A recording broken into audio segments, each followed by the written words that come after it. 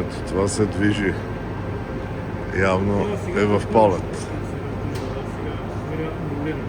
Да. Да.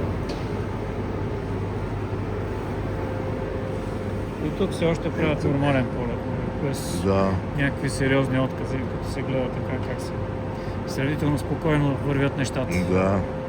А кой симулира отказите? Има ли инструктор, който си Да, има инструктор, сега ще ви покажа. И съответно задачи се изпълняват.